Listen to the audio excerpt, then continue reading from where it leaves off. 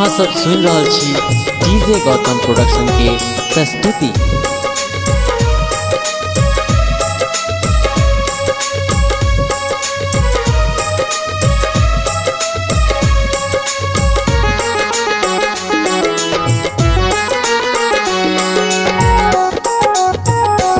हम विनय करी स्वीकार करूं, हम विनय करी स्वीकार करूं। गौरी नंदन हमर वंदन के स्वागत सादर अभियो गणपति, स्वागत सादर अभियो गणपति। अहाँ सफल बनाबू पूजन के, हम विनय करी स्वीकार करूं। गौरी नंदन हमर वंदन के, हम विनय करी स्वीकार करूं।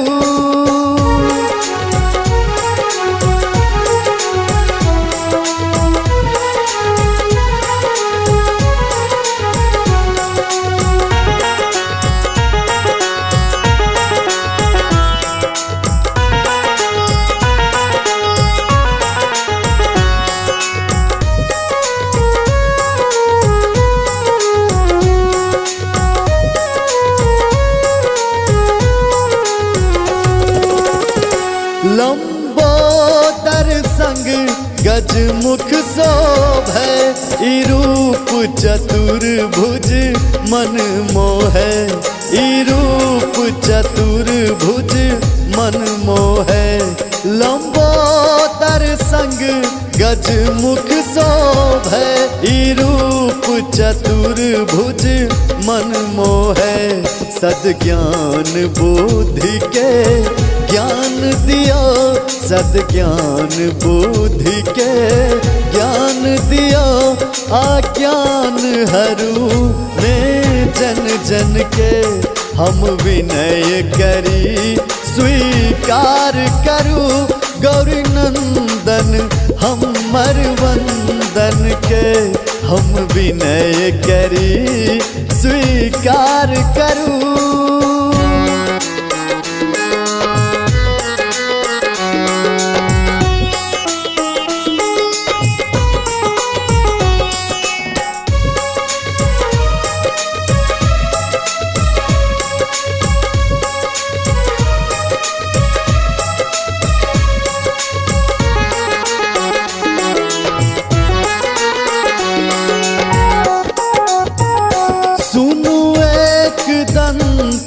मूषक वाहन करी रिद्धि सिद्धि संग आवाहन, करी रिद्धि सिद्धि संग आवाहन। सुनु एक दंत मूषक वाहन करी रिद्धि सिद्धि संग आवाहन। हे सुर नायक महादेव ललन, हे सुर नायक महादेव ललन। आबू देवा अंतर मन में, हम विनय करी स्वीकार करूं। गौरी नंदन हमर वंदन के, हम विनय करी स्वीकार करूं।